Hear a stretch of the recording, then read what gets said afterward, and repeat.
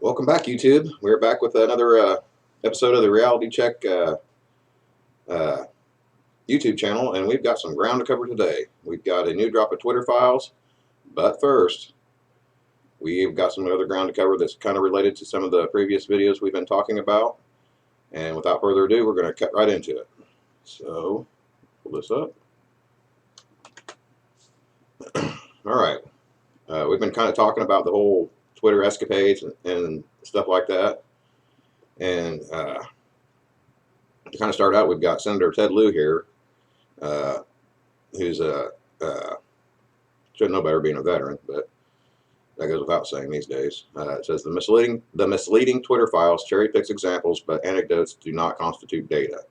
When you look at data across Twitter in 2020, what does it show? The Twitter favors conservatives accounts. Well, we know that to be a flat out load of horse crap, right? It just so happens to be that this guy's in charge of FBI oversight currently, so keep that in mind.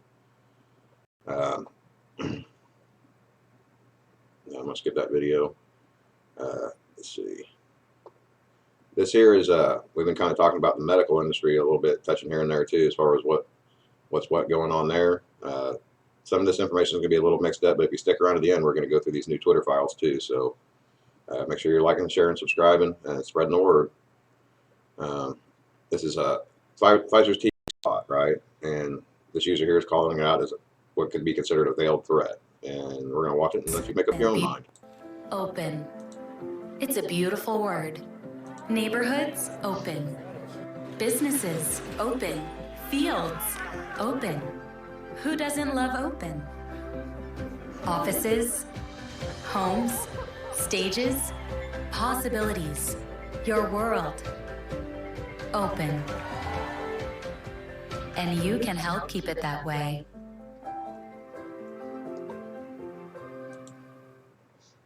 Oh. Okay, now I can see their argument kind of coming up with that line of thought process. Normally, when you see something repeatedly used like that, like the word open in this video, right? What are they trying to do? They're trying to drill something into your brain over and over and over again, right? This is a classic example of kind of what we were talking about with the whole MK Ultra thing. As far as how these advertisers want to drill things into your head, whether it's going for something like this or whether it's like with your kids. We want the Happy Meal toy or whatever the new toy is, right? It's the same principle. Okay, this is user Rich from Cali saying, and he's a Democrat, right? Obviously, based on all the virtue signaling going on here. It says breaking on 1221. That's notable. Remember that? I'm sure some of you heard that before. 1221. The House Ways and Means Committee will vote to make Trump's tax returns public. It says drop a heart if you support this, and as you can see, there's not going to be any hearts on that. There might be on his page, but everybody's living in an echo chamber, right? My whole thought on this is it's one thing for these government officials to subpoena records, but releasing them is going to be a direct violation of Trump's Fourth Amendment. So if they go ahead and go with it, in my mind, he's got grounds for one hell of a lawsuit on them. So we'll see if they are willing to stick their foot in the fire. This is another one that kind of aggravated me over the weekend. It says, breaking, Vatican dismisses pro-life leader Father Frank Pavone from priesthood.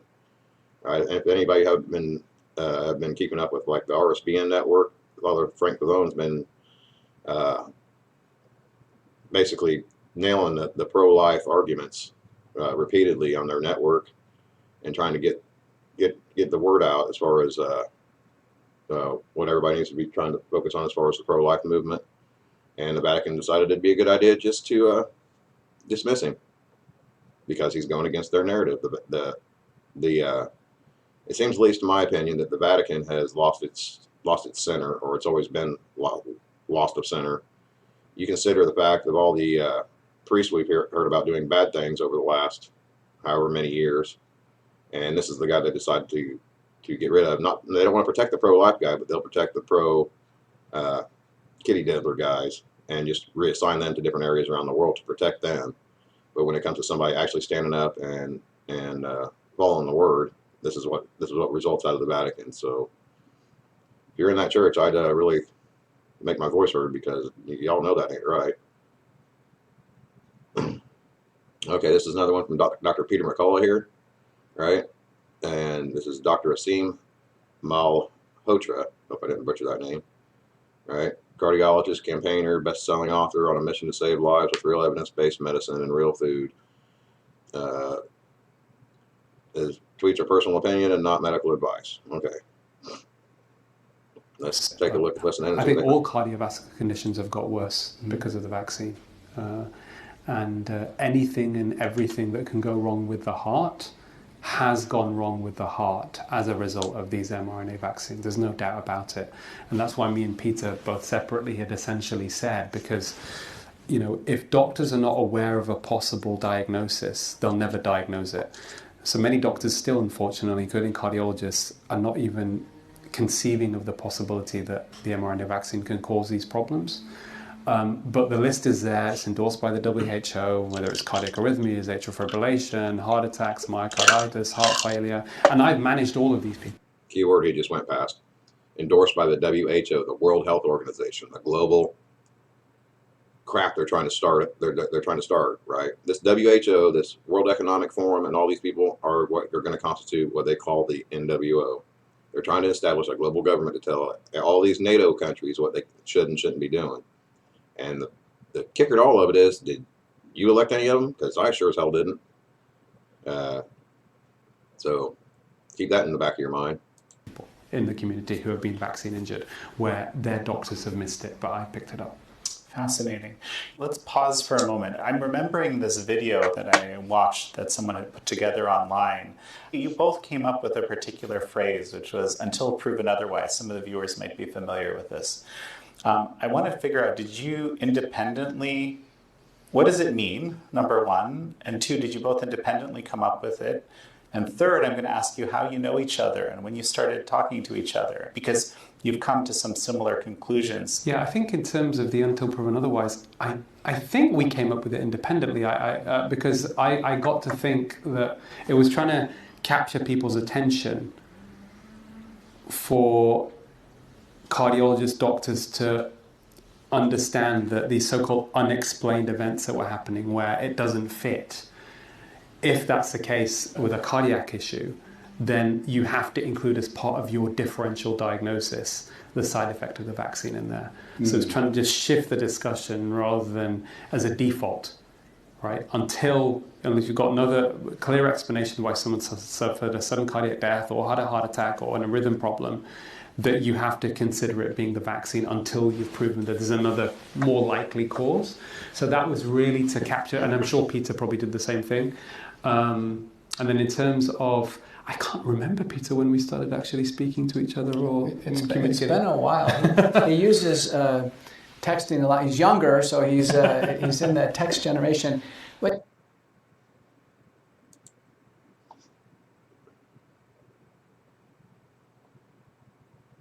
Okay, and this is another one from the same interview. We're going to get right in. I think all cardiovascular conditions have got worse because of the vaccine. Anything and everything that can go wrong with the heart has gone wrong with the heart as a result of these mRNA vaccines. There's no doubt about it. And that's why me and Peter both separately had essentially said, because if doctors are not aware of a possible diagnosis, they'll never diagnose it. So many doctors still, unfortunately, including cardiologists, are not even conceiving of the possibility that the mRNA vaccine can cause these problems. But the list is there. It's endorsed by the WHO, whether it's cardiac arrhythmias, atrial fibrillation, heart attacks, myocarditis, heart failure. And I've managed all of these people in the community who have been vaccine injured, where their doctors have missed it, but I picked it up. Fascinating.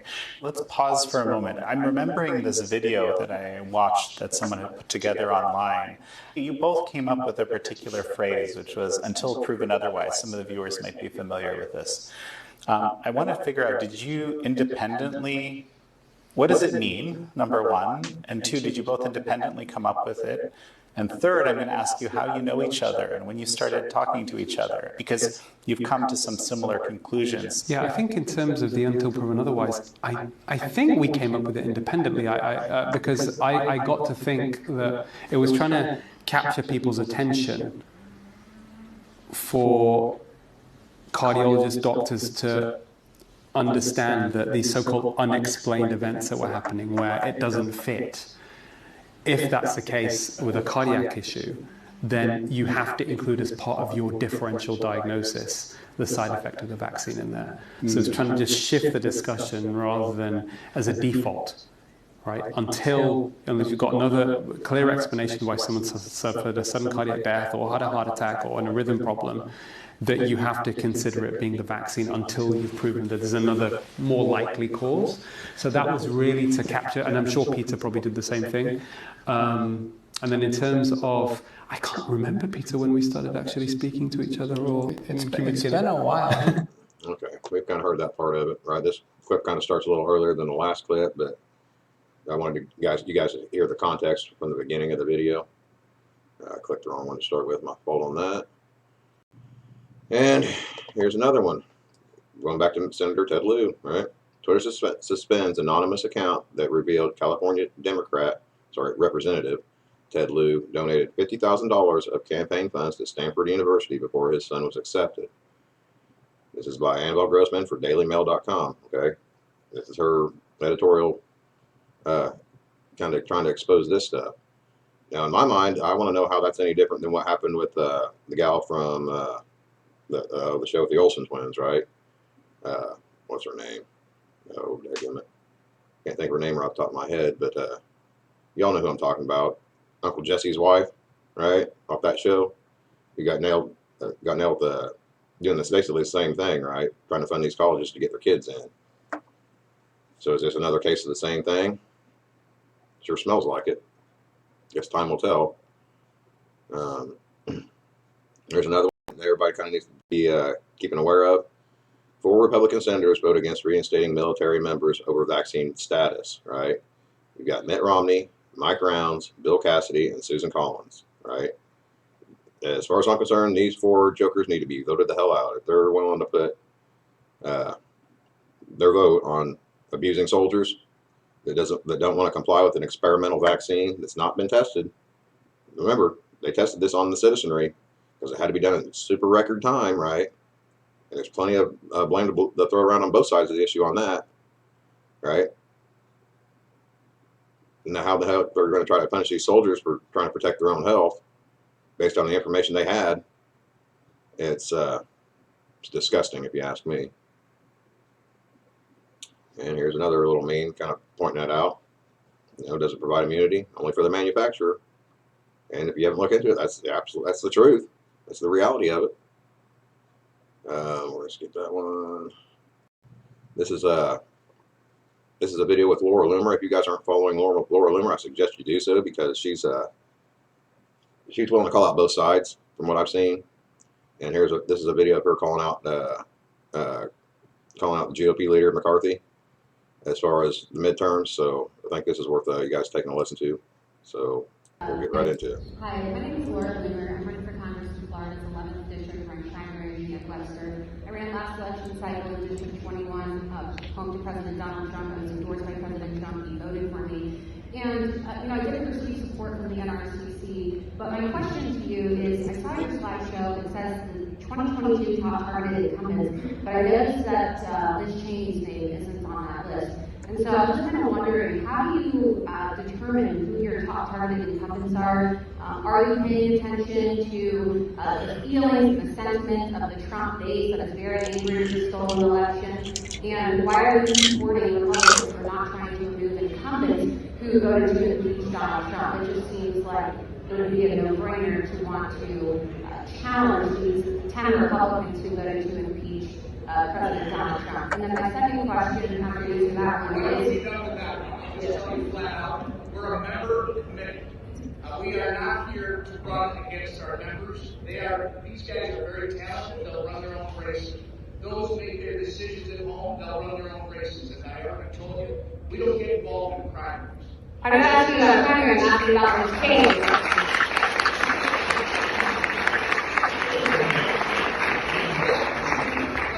You have the energy and you have the desire to make a difference, and good luck out there, but that's not appropriate here. We can talk about all you want somewhere else.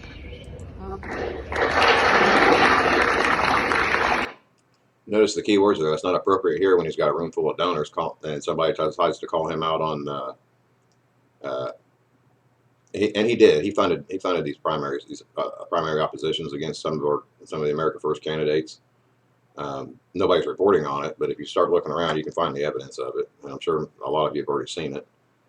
Basically, either not funding the America First candidate or funding somebody to run against them in the primaries. There's plenty of evidence out there to support the claim, just based on what I'm seeing, based on what I've seen, and he just doesn't want to answer the question, basically.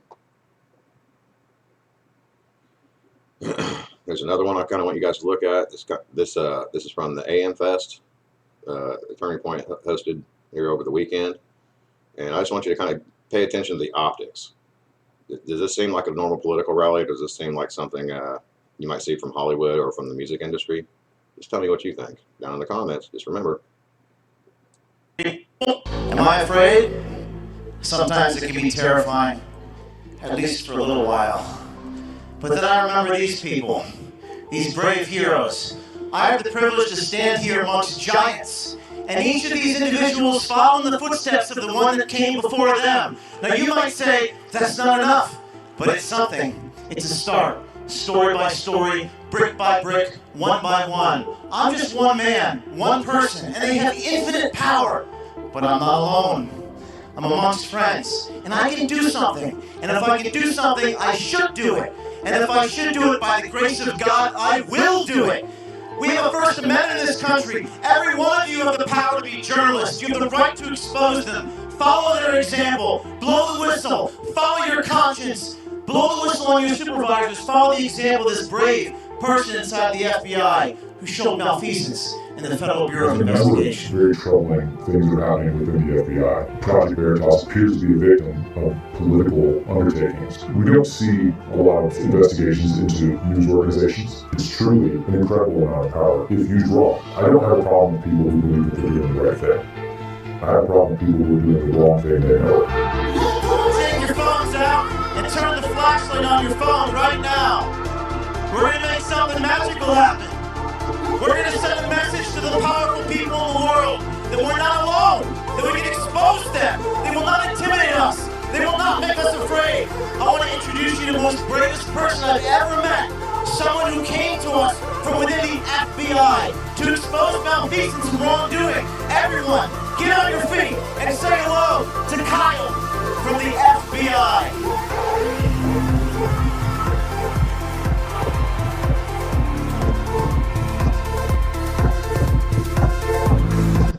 All right, we're not going to go through this whole thing.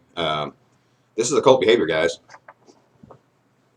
This is no different than going to a damn rock concert, right? This is occult behavior. This is cult thinking, right?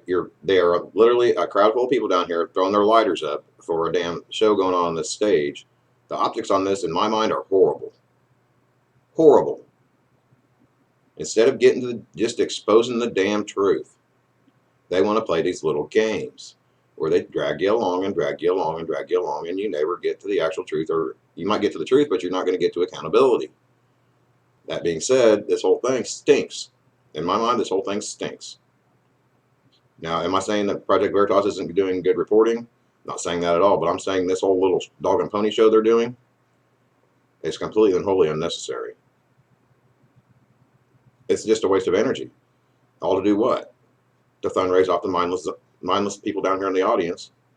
They think that that's going to get them to justice. That's not how justice. You're not going to put your faith in somebody else and get to justice. You know, if your faith belongs in God, it doesn't belong in any of these political ideologues.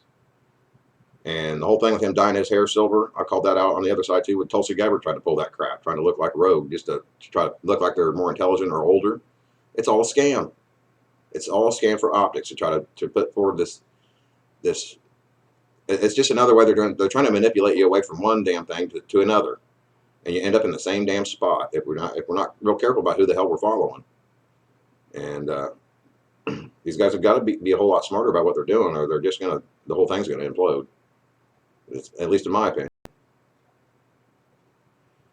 It's another case of Peter McCullough up here. Pandemic myocarditis, 4 cases per million per year. Now with administered products, 25,000 cases per million on shot 2 or 3. And he's citing the data in this, kind of a continuation of this. I will put my Twitter link in the description of this video so that you guys can come in here and if you want to watch these in their entirety, you're more than welcome to. And if nothing else, you can get links to these guys and go through what they're saying. And like I say, opinions are like rear ends, you know, they're all full of it. So make up your own mind and open your eyes and see what the heck these people are saying and listen to both sides, because I'm starting to get the inkling that both sides are a little full of crap. And here we've got one from Judicial Watch. It's talking about Defense Department records reveal U.S. funding of anthrax laboratory activities in Ukraine. So now, if you're wondering why the heck we're in Ukraine, this is from Judicial Watch subpoena the Defense Department's records revealing that they're funding this crap in Ukraine. So where do all these viruses keep coming from? They're coming from these weapons labs that our government's been funding. They want to say it comes from China. Well, it's funded by the United States government, evidently. It seems to be the case. So they're all just trying to point the finger and point the blame. And this is a very dangerous game they're playing, guys. Very dangerous. So that's why you need to really, when it comes to these vaccines or whatever it is, right, you need to really do some research and make up your own mind and decide if you trust the government with your health, because the government has no onus for your health. If they say, I'm the government, I'm here to help, and they're only here to help because they're trying to CYA, because they were the ones that let the crap loose in the first place. At least that's what it looks like. You know, if I'm wrong or you think I'm wrong, then hit me up in the comments and show me some evidence to prove the other. But I'm always open-minded, and we don't know what we don't know. You know, that's always fair, but it's starting to look more and more like that. Another one to keep in mind. This was 3 hours ago from Fox News. It says Russia is taking part in joint naval drills with China. Now, if that doesn't kind of put a little pucker in your butt, I don't know what will, because those two join up, and yeah, we've got the makings for a whole lot of destabilization in that part of the world. And you figure the amount of energy that Russia controls, right, and the amount of military might that China controls, you put those two together, and NATO's pretty well found its match. And I think that's really what they're leaning towards. And it's a very dangerous game to play. It's a very stupid game to play too, because they're just escalating and escalating and escalating, and there's nobody out there with any common sense trying to de-escalate anything. And if it continues down that path, I have a feeling we might be in for a more crazy. This is another one from John Solomon. If you're not following John Solomon, I assume most of you are if you found your way here. But in case you're not, he's talking about FDA researchers find Pfizer COVID vaccines linked to blood clots in ages 65 and up, according to their recent release, right? So, I mean, there's a lot of people out here trying to talk people into thinking about this before you do it. And I have a feeling that the only reason a lot of people did it was because of fear. And I've said it before on previous videos, when a person's in a state of fear, they make irrational decisions. And I'm not saying this because it's something I don't want to be right. I really don't. I hope the hell that all this is wrong. But in case if it's not, everybody needs to have that. Everybody needs to know about it, so that way you can make your own logical, informed decisions. And that's all I'm trying to do here is put out the opposite side of the coin from what the main narrative is telling you, in order to make you think or at least consider that maybe they're lying to you. Maybe they're lying to you. Here's another one from the border. We know we've got the craziness going on at the border. And oh, by the way, don't forget that the Remain in Mexico policy ends in 2 days. So we're coming up on Christmas, right? Christmas weekend may be something for the dang history books if this thing ends and they just start flooding across the border. But it's saying Joe Biden has 5,000 illegals locked up in a facility that has a maximum capacity of 1,000 people. Yet the Kids in Cages group is staying silent on this one, right? So this is a short clip we're gonna kind of listen into, and Are just 2 days away, though, from the end of Title 42. And that's the public health order that lets the CDC turn away migrants who don't have visas. So the end of that policy will fuel a surge of illegal crossings to the tune of 14,000 a day. Even Democrats are sounding the alarm with the Democratic mayor of El Paso declaring a state of emergency. What you're looking at here is video that was taken inside a migrant processing center in that city of El Paso. The facility has a capacity of about 1,000. As of Friday, it was holding nearly 5,000 people. So officials fear that will only get worse. Meanwhile, Texas Governor Greg Abbott hoping for a last-minute stick save from the courts. If the courts do not intervene and put a halt to the removal of Title 42, it's going to be total chaos. Are just 2 days away, though, from the end of Title. Well, there you have it.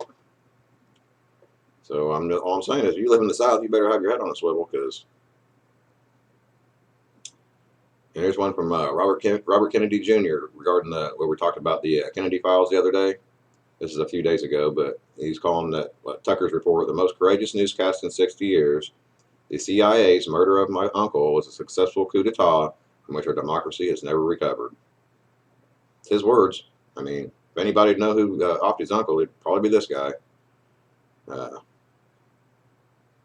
mean, it's not hard comparison to draw, right?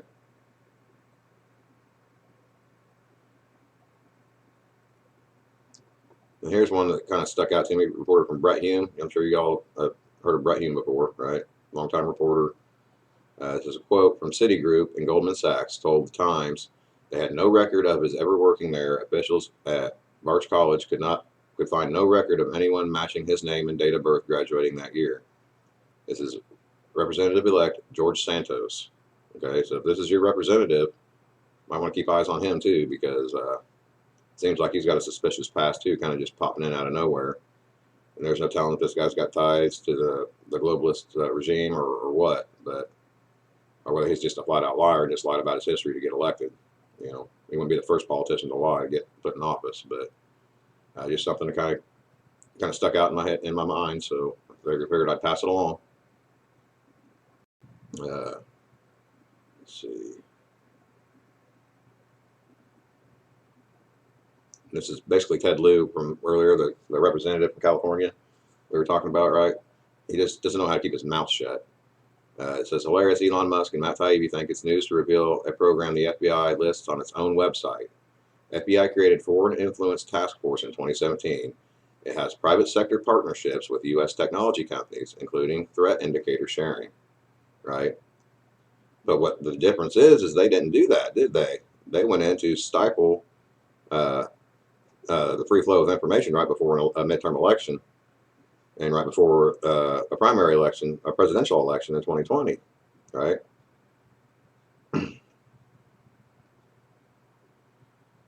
Basically, he's trying to cut. This is basically a CYA. He's in charge of the oversight of these FBI scumbags. At the same time, they're censoring inclusion with these tech platforms to censor American citizens. He's just a damn trying to cover his butt. Got Dick Durbin down here trying to a little bit of local news. Last week, led my colleagues in requesting increased EPA enforcement and compliance funding to hold polluters accountable, right? And that's basically all this political party wants to do. They want you to comply, comply, comply, right? With their green new bull crap. This is not about, this whole thing is not anything about preserving the damn environment. This is about control and finding people that don't do what the hell these crazy people want them to do. And they'll just do it. They'll just keep doing whatever they want to do until nobody complies with them.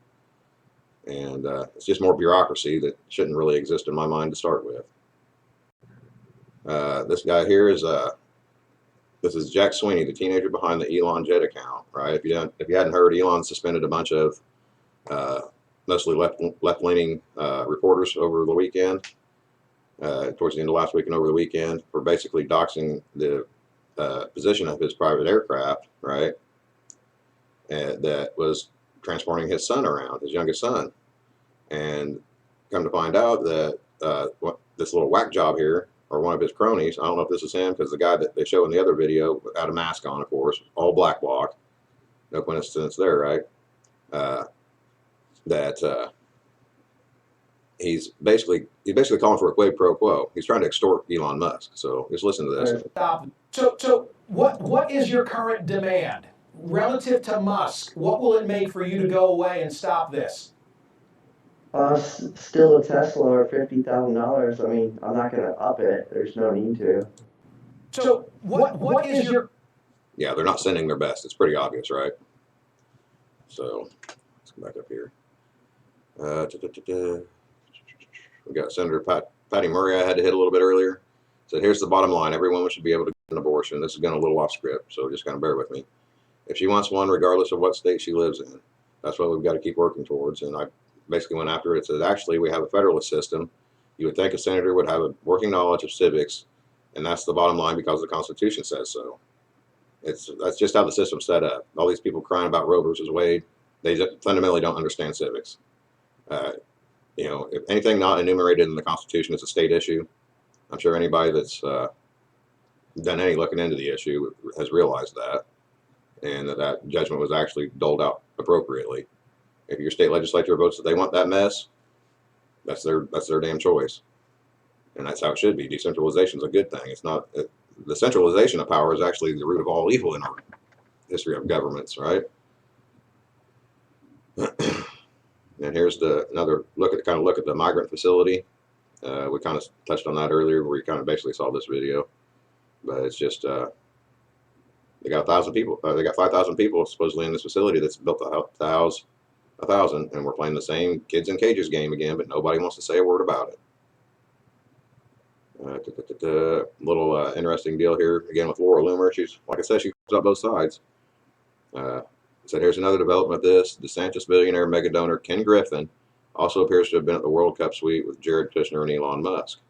All right, so this is from the weekend where they're at the World Cup. You got Elon up here in the box office with notable Jared Kushner and this clown here who's an anti-Trump shill, right? So they're all up here conspiring to do Lord knows what, good or bad. But they're up at, you know, they don't meet in private for no good reason, is all I'm saying.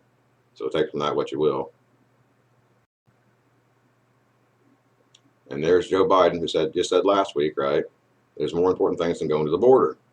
Biden this week is doing interviews with Drew Barrymore because that's so much more important than what you're seeing at the border. I mean, the hypocrisy is just astounding at this point. It's really not even astounding at this point because they've been doing it repeatedly over and over again. All right, there's Twitter's part 7, but there's an addendum here I want to catch if I can find it here real quick, right here. This is a supplemental thread to the Twitter files that we're going to jump right into. It's not real long, but by the time we get through this, they should be done with posting the other ones because I kind of started right about the time I started the stream up here, or the recording up here. This is supplemental. It says, July 2020, San Francisco FBI agent Elvis Chan tells Twitter executive Yoel Roth to expect written questions from the Foreign Influence Task Force, FITF, the interagency group that deals with cyber threats, right? So here you got an FBI agent tipping off Twitter executive Yoel Roth to expect written questions from this task force. So he's leaking behind the scenes to this known weirdo, and there's a lot more rumors going around that I haven't covered about this guy yet as far as being one of the deviant types. Because I haven't been able to actually verify it yet, but it's just kind of gross. I'm telling you, these people, they don't try to hide it. They think they're immune to any kind of oversight or any kind of accountability, and that's the real problem we've got with these intelligence agencies. It says 3, the questionnaire authors seem displeased with Twitter for implying in a July 20th DHS, ODNI, FBI industry briefing that you indicated you had not observed much recent activity from official propaganda actors on your platform. Okay. It says 4, one would think that would be a good news. The agencies seem to feel otherwise. Well, that's because they're trying to spin a narrative, at least in my opinion, right? Wouldn't this be around the same time where they were trying to push the whole Russia thing, right? Or that the laptop was disinformation, right? 5, Chan underscores this. There was quite a bit of discussion within the U.S. to get clarifications from your company, he wrote, referring to the United States intelligence community. That's what USIC is, in case you missed that. 6. The task force demanded to know how Twitter came to its unpopular conclusion. Oddly, it included a bibliography of public sources, including a Wall Street Journal article attesting to the prevalence of foreign threats, as if to show Twitter they got it wrong, right? So you've got more activists. Wall Street Journal, full of activists, right? If you've been paying attention to the news at all, like a lot of these dang so-called news articles, right, are really just written by opinion pieces written by activists trying to steer the narrative, right? And then you got the FBI behind the scenes saying, well, these guys are reporting on this, these guys are reporting on that, but they don't ever check sources. They don't ever, corroborate the evidence they're collecting. It says 7. Roth received the questions, circulated them with other company executives, and complained that he was frankly perplexed by the requests here, which seemed more like something we'd get from a congressional committee than the Bureau. 8. He added he was not comfortable with the Bureau and, by extension, the intelligence community demanding written answers. The idea of the FBI acting as a conduit for the intelligence community is interesting, given that many agencies are barred from domestic operations. Okay. Well, I think he's more worried about the whole written answers, because then they've got him on, then they've got him dead to rights, basically, right? You made this statement, and you made it to a law enforcement agency, as crooked as it is, and now we've got you by the cojones. Number 9, he then sent another note internally saying the premise of the questions was flawed because we've never been clear that the official state propaganda is definitely a thing on Twitter. Note the italics for emphasis, right? Quote unquote flawed, because we've been clear that official state propaganda is definitely a thing on Twitter. Let me say that again. Official state propaganda is definitely a thing on Twitter. If you think this isn't a big deal, that statement right there should really change your mind. Number 10, Ross suggested they get on the phone with Elvis ASAP and try to straighten this out, to disabuse the agencies of any notion that state propaganda is not a thing on Twitter. Look, to disabuse the agencies of any notion that state propaganda is not a thing on Twitter. So basically, the FBI's trying to throw Twitter under the bus, make them go and testify in front of Congress when it should be the daggum FBI up there testifying in front of Congress, because they're leveraging the weight of the entire federal intelligence community on this private company to censor crap that goes against their damn narrative. This is just disgusting, is what it is. It's not surprising, it's just disgusting. This exchange is odd, among other things, because some of the bibliography material cited by the ITF are sourced to intelligence officials who in turn cited the public sources, right? So basically, they're, like I said before, they're using that public source to justify looking into all this mess under a false pretense. Number 12, the FBI responds to Friday's report by saying it regularly engages with private sector entities to provide information specific to identified foreign malign influence actors, subversive, undeclared, covert, or criminal activities. Right? It's just a CYA. These guys are trying to cover their butts, and it ain't gonna work. 13, that may be true, but we haven't seen that in the documents to date. Instead, we've mostly seen requests for moderation involving low follower accounts belonging to ordinary Americans and Billy Baldwin, like we talked about in the last video, right? All right, and that's the end of that little sub-thread. It was just kind of something they put out. I guess they put it out yesterday. It looks like it was from 18 hours ago, so that would have been yesterday afternoon sometime. So we'll go back and we'll get into the new ones. And there's part 7. This time it's coming from Michael Schellenberger. These guys have kind of been tossing the ball around, so that way, I'm assuming that way, if any sleepers or bad actors are still hiding around in Twitter, they can't go in there and just ban them, so they can't get their message out.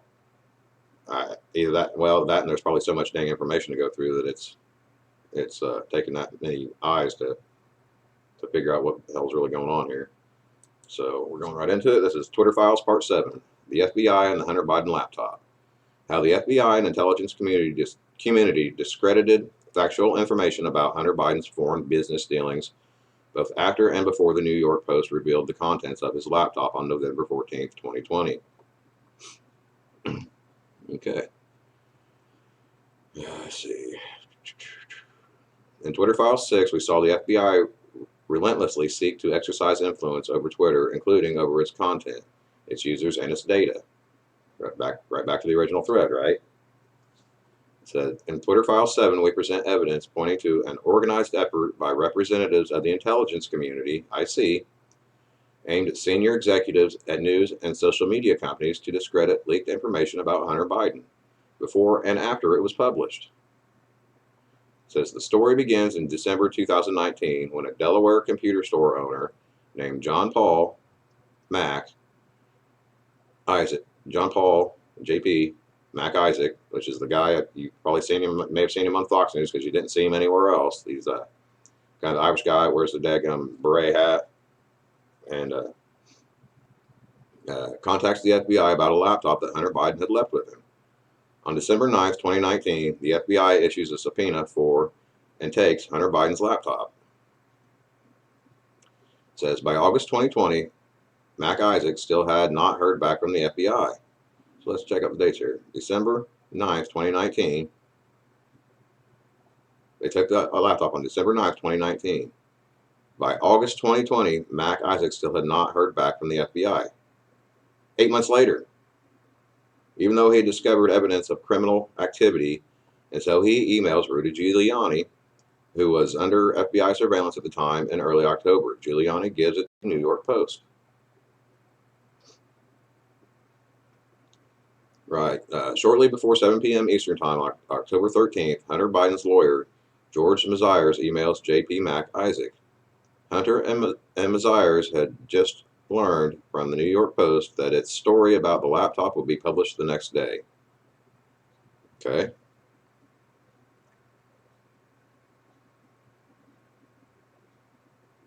CYA memo saying, hey, this is coming out tomorrow, better get ready for it, basically. Number 7, at 9:22 p.m. Eastern Time, 6:22 Pacific Time, FBI Special Agent Elvis Chan. Now that name again stands out, right? Elvis Chan, the name to remember right there. Sends 10 documents to Twitter's then head of site integrity, Yoel Roth. Another notable name. See, this is their back channel. Elvis Chan, Yoel Roth. Through Teleporter, a one-way communications channel from the FBI to Twitter. Nothing to see there, right? Except for the whole damn collusion. Number 8, the next day, October 14th, 2020, the New York Post runs its explosive story revealing the business dealings of President Joe Biden's son Hunter. Every single fact in it was accurate, according to him. 9, and yet, within hours, Twitter and other social media companies censored the New York Post article, preventing it from spreading and, more importantly, undermining its credibility in the minds of many Americans. Why is that? What exactly happened? Number 10, on December 2nd, Matt Taibbi described the debate inside Twitter over its decision to censor a wholly accurate article.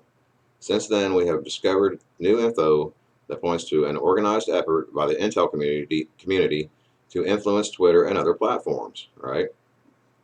We've covered this. If you want to go back and watch the video again, it's all been laid out for you. Number 11, first, it's important to understand that Hunter Biden earned tens of millions of dollars in contracts with foreign businesses, including ones linked to China's government. So you say he's taking money from communist Chinese government money. He's taking money from the communist Chinese, for which Hunter offered no real work. Here's an overview by investigative journalist Peter Schweizer. All right, another one to follow if you're not. I haven't yet, but he's basically laying out the case, right? Number 12, and yet during all of 2020, the FBI and other law enforcement agencies repeatedly primed Yoel Roth to dismiss reports of Hunter Biden's laptop as a Russian hack and leak operation. This is from a sworn declaration by Roth given in December 2020. Let's go ahead and look at that, right? Just because it's a sworn statement, and this is going to become relevant later, right? It says, since 2018, I have had regular meetings with the Office of the Director of National Intelligence, the Department of Homeland Security, the FBI, and industry peers regarding election security. During these weekly meetings, the federal law enforcement agencies communicated that they expected hack and leak operations by state actors might occur in the period shortly before the 2020 presidential election, likely in October. I was told these meetings that the intelligence community expected that individuals associated with the political campaigns would be subject to hacking attacks, and that material obtained through those hacking attacks would likely be disseminated over social media platforms, including Twitter. These expectations of a hack and leak operation were discussed throughout 2020. I also learned in these meetings that there were rumors that a hack and leak operation would involve Hunter Biden. How did they know? Because the FBI told them. That's how.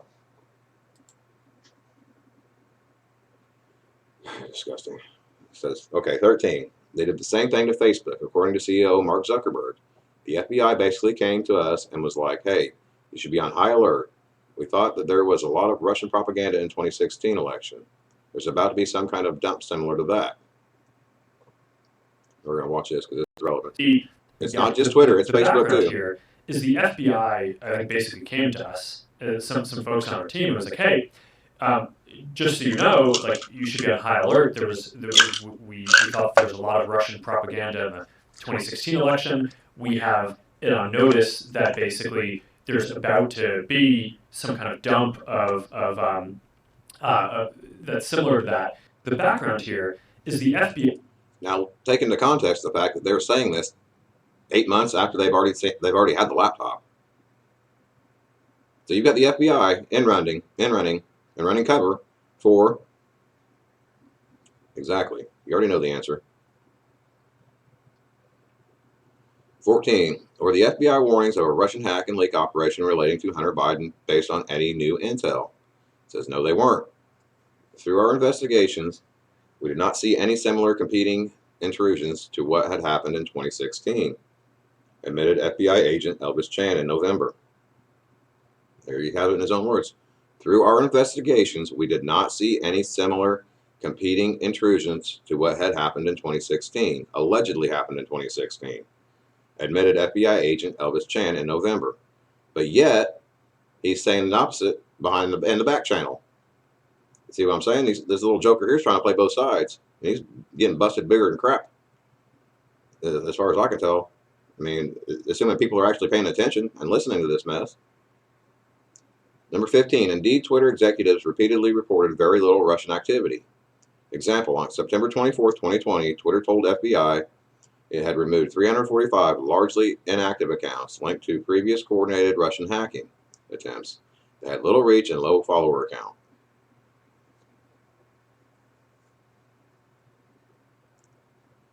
Number 16, in fact, Twitter debunked false claims by journalists of foreign influence on its platform.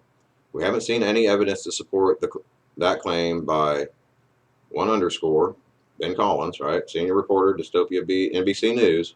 NBC News, a foreign-controlled bot. Our review thus far shows a small-scale domestic troll effort. So they're trying to blame all the trolling being done by the people that don't want to listen to this bull crap anymore from our government. Because, you know, I'm sure you've all done it. I know I've done it. I do it all the time. You get out there and troll these damn elected officials that aren't doing their damn jobs and they're just feeding you a line of crap, right? And everybody's done that, I would imagine, at this point. So they're trying to claim that that's some kind of Russian threat. They're basically calling us freaking Russian sympathizers because we're questioning our government. It's just a classic deflection they keep using over and over again. Number 17, after FBI asks about Washington Post story on alleged foreign influence in a pro-Trump tweet, Twitter's Roth says, the article makes a lot of insinuations, but we saw no evidence that was the case here. And in fact, a lot of strong evidence pointing to the other direction, right? 18, it's not the first time that Twitter's Roth has pushed back against the FBI. In January 2020, Roth resisted FBI efforts to get Twitter to share data outside of the normal search warrant process. So you got the FBI trying to go over here and leverage these people without any kind of search warrant, right? Basically violating every damn oath that these people have given. These people, this that damn what's his name again? So Chan, right? Agent Chan. That dude needs to be arrested, in my opinion.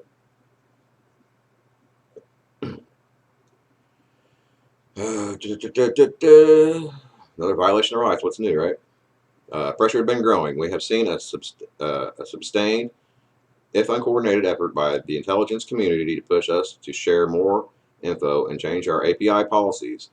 They are probing and pushing everywhere they can, including by whispering to congressional staff. Right? This is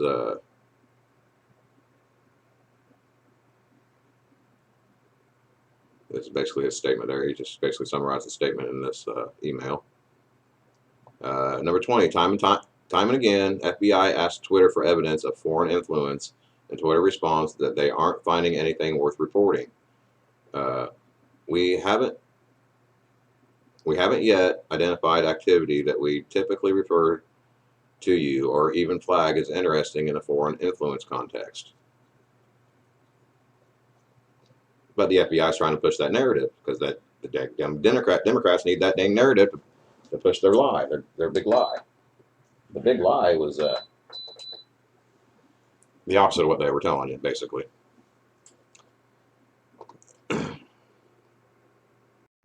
Despite Twitter's pushback, the FBI repeatedly requests information from Twitter that Twitter has already made clear it will not share outside of normal legal channels. It says then in July 2020, the FBI's Elvis Chan, that fucker again. I'm telling you what. It's amazing how to see this little FBI guy's got nothing, no link to any kind of social media, right? It's because he's a spook. The FBI's Elvis Chan arranges for temporary top secret security clearances for Twitter executives so that the FBI can share information about threats to the upcoming election. Let's read that again. The FBI's Elvis Chan arranges for temporary top security clearances for Twitter executives so that the FBI can share information about threats to the upcoming elections. Now you tell me where in the hell that guy gets the authority to do that. You telling me that these FBI agents, these random FBI agents, can go out here and give top secret security clearance to whoever in the hell they want? What's to stop them from going and giving a security clearance to a foreign actor? How do you know they haven't? Based on what we're learning now? Treason. That's what this is. Sedition. These people are evil. I'm telling you, they're corrupt as they come. 23, on August 11th, 2020, the FBI's Chan shares information with Twitter's Roth relating to the Russian hacking organizations APT-28 through the FBI's secure one-way communications channel, Teleporter. Right? It says, recently Yoel Roth told Kara Swisher, which is some podcaster, I guess, that I'm not real familiar with, that he had been primed to think about the Russian hacking group APT-28 before news of the Hunter Biden laptop came out. When it did, Roth said, it set off every single one of my finely tuned APT-28 hack and leak campaign alarm bells. This guy's a snake. This guy's a snake, and so is this daggone freaking FBI agent. They're both snakes. They conspired. They put together a conspiracy to commit sedition, in my mind. Now, I'm no lawyer, but I got a lot of common sense, and what they're doing is not okay. 25. In August 2020, FBI's Chan asked Twitter, does anyone there have top secret clearance? When someone mentions Jim Baker, Chan responds, I don't know how I forgot him. An odd claim, given Chan's job is to monitor Twitter, not to mention that they work together at the FBI. So you got James Baker, you got this Chan dude, and you got Yoel Roth, right? These guys were pulling some dirty crap behind the scenes at this damn social media site. And what was the whole purpose of all of it? Just to censor information that would have been harmful to one of their political allies. Now, if that's not electioneering at the minimum, I don't know what the heck would be. Hit me up in the comments. Tell me what you think, because based on what I'm seeing so far, this thing is corrupt as it gets. It says 26. Who is Jim Baker? He's former general counsel of the FBI from 14 to 18. and one of the most powerful men in the U.S. intel community. Baker has moved in and out of government for 30 years, serving stints at CNN. That's a deadgum 5-alarm fire right there, right? Bridgewater, a $140 billion asset management firm. So this big asset management firm with $140 billion somehow, right? And Brookings, which is another, I believe, accounting outfit, right? It says 27, as general counsel of the FBI, Baker played a central role in making the case internally for an investigation of Donald Trump. These are the bad actors. Not only were they going after Trump for a bunch of made-up crap, right? They're trying to sell it through the social media platforms, right? To try to make it seem legitimate. These people are snakes. 28, Baker wasn't the only senior FBI exec involved in the Trump investigation to go to Twitter. Don Burton, the former deputy chief of staff to FBI head James Comey, who initiated the investigation of Trump, joined Twitter in 2019 as director of strategy. So these snakes have just infiltrated themselves into every level of these damn social media organizations. And it's all to maintain their narrative. It's all to maintain their narrative. That's all it is. They want the people to just go along and pretend like this whole thing didn't happen. Like they didn't just subvert the damn Constitution and didn't subvert our rule of law. They think they're above the law, and they need to be brought to heel, because this is a fundamental, this is a national security fucking threat in my mind. Pardon my French. 29. As of 2020, there were so many former FBI employees, Blue alumni, right? Yeah, that doesn't sound weird at all. Working at Twitter, that they had created their own private Slack channel and a crib sheet to onboard new FBI arrivals. So you get fired from the FBI, oh, sorry, I just go work for social media. Then you can continue to subvert the damn will of the people right there. These are subverting. These people are subverting the rule of law. They think that they are above the law, and they really need to be brought to heel. 30. Efforts continued to influence Twitter's Joel Roth. In September 2020, Roth participated in Aspen Institute tabletop exercise on potential hack and dump operation leading to Hunter Biden. The goal was to shape how the media covered it. Just like I've been saying, the goal was to shape how the media covered it and how social media carried it. All right? They just didn't want the information getting out because it didn't look good for their preferred candidate. That's what it boils down to. 31. The organizer was Vivian Schiller, the former CEO of NPR, former head of news at Twitter, former general manager of New York Times, former chief digital officer of NBC News. Attendees include Meta's Facebook, head of security and policy at the top national security reporters, New York Times and WAPO and others, right? So basically all the fake news having their little get-together.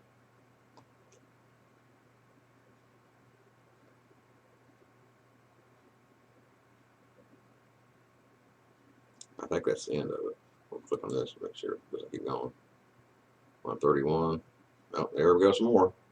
These are long threads, guys. You got to break this down a little slower. It says 32. By mid-September 2020, Chan and Roth had set up an encrypted messaging network so employees from FBI and Twitter could communicate. They also agreed to create a virtual war room for all the internet industry, plus FBI and ODNI, Office of the Director of National Intelligence.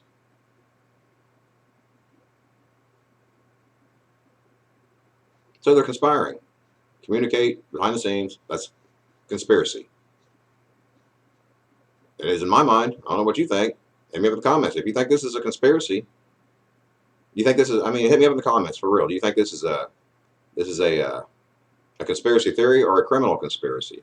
Because what I'm seeing is a whole lot of criminality. It says 33. Then on September 15th, 2020, the FBI's Laura Demlow, another FBI agent, keep that one in mind too, Shell. I'm sure she'll appear here before long, who heads up the Foreign Influence Task Force, and Elvis Chan request to give a classified briefing for Jim Baker without any other Twitter staff such as Joel Roth present. So they're just trying to subvert, they're just trying to even kick out the dang leadership at Twitter. And just, they're basically infiltrated Twitter. Our federal agents are basically infiltrated Twitter to try to steer the narrative for one political opponent, or for one political candidate. Now, if that's not seditious, that's seditious conspiracy in my mind. I'm just going to say it. and this may get the video taken down, but it's my honest opinion, based on the evidence I'm seeing here. 34. On October 14th, shortly after New York Post publishes its Hunter Biden laptop story, Ross says, "It isn't clearly violative of our hack materials policy, nor is it clearly in violation of anything else," but adds, "This feels a lot like a somewhat subtle leak operation."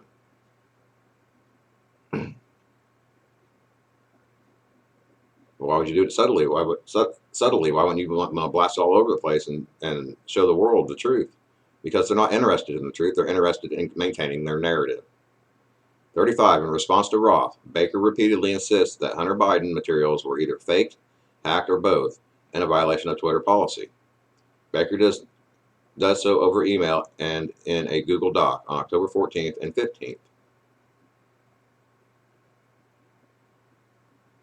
So Roth says you got Roth here, as slimy as he is, saying that it doesn't violate their policies.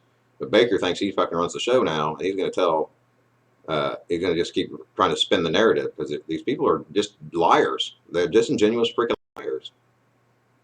36. And yet it is inconceivable Baker believed the Hunter Biden emails were either fake or hacked. The New York Post had included a picture of the receipt signed by Hunter Biden, and the FBI subpoena showed that the agency had taken possession of the laptop in December of 2019, like the previous post said, right? And they had it for 8 months. So you can't tell me, with all his connections and all the collusion between the outside FBI and the people they've got planted inside that damn company, they knew. They just lied. 37. As for the FBI, it would likely have taken a few hours for it to confirm that the laptop that belonged to Hunter Biden. Indeed, it only took a few days for journalist Peter Schweitzer to prove it, right? And they had it for 8 months. So they knew. They knew exactly what they were doing. By 10 a.m., Twitter execs had bought into the wild hack and dump story. The suggestion from experts, which rings true, is there was a hack that happened separately, and they loaded the hack materials on the laptop that magically appeared at a repair shop in Delaware. Yeah, magic, right? Yeah. You gotta be a child to believe in that. 39. At 3:38 p.m. the same day, October 14th, Baker arranges a phone conversation with Matthew J. Perry in the office of the General Counsel of the FBI. So why is a former FBI agent talking with the General Counsel of the FBI? I thought he was a civilian. I thought you're a civilian after you get out of the FBI. I guess that's not really how that works, is it? Stephen was right. Who's Stephen? It says, the organizer was Vivian Schiller, the former CEO of NPR, blah, blah, blah. Well, you got this guy. I don't know if that's the end of it or not. Ends with a question, right? All right, Stephen was right. Who's Stephen? This guy's guess is my bet is Stephen Laycock. Let's see where this goes. These guys are just kind of theorizing or whatever, right? So take that for what it's worth, right? Stephen C. Laycock named Executive Assistant Director of the Intelligence Branch. Director Christopher Wray has named Stephen C. Laycock as the Executive Assistant Director of the FBI's Intelligence Branch. So this goes all the way up to, ta-da, the Director. They knew. These people are snakes, and I think they're gonna get their day with a little actual reality check sooner or later, hopefully. But that's all I've got posted for now, guys. This has been kind of a long video, so we're gonna go back to full screen here and kind of summarize here. Based on what I'm seeing, and these are, like I say, these are my opinions. These people have subverted. They've done everything they can to subvert the free flow of knowledge in order to influence an election. If you've got a different opinion, hit me up in the chat, hit me up in the comments, and let me know what you think, because I'm just calling it like I see it, based on the evidence I have at this time. Doesn't mean I'm right, doesn't mean I'm wrong. Based on the evidence that's been portrayed, it sure as heck seems that way. But we'll just keep kind of tracking along, keep tracking these posts and see where this whole thing leads. And I think it's going to be an interesting beginning to the new year, because if the House Oversight Committees actually start getting some of these guys in and holding them to the fire, hopefully we can get some dang prosecutions and get these guys the hell out of the equation. because that's the last thing we need is activists inside the FBI, any intelligence agency. And I'm sure these are just the tip of the iceberg as far as see, we still don't know what's going on, what's really been going on, and who's involved with Facebook, who's involved with Google, who's involved with any of these social media or mainstream media organizations. And if they're doing it in one, you can about bank they're doing it in the rest of them. Because why wouldn't they? They're not held to account, so why wouldn't they? But I'm not going to keep rambling on forever and ever, but like I say, make sure you like, share, subscribe down below. Tell a friend about the channel. If there's, like I said, I'm going to drop my my Twitter link in the video description. So if you want to go and read through every single post yourself, yeah, you're more than welcome to. Actually, I highly encourage you to. Don't take my word for anything here. I just kind of tried to lay it out in a manner because I've noticed the mainstream media, even the few that are reporting on this, are cherry picking. So I wanted to take the time again to run through them all in sequential order so that you guys kind of get a picture of what's really being laid out here. That way you can make up your own minds, and that's kind of ultimately the goal. It should be the goal of anybody that's involved in any kind of reporting, in my mind. But of course, that's a little common sense for a lot of these people these days. They're more interested in cold hard money than actually telling the truth. So, but until next time, like I said, like I always say, keep your head on a swivel, take care of each other, and stay informed. Knowledge is power. But until next time, take care and goodbye.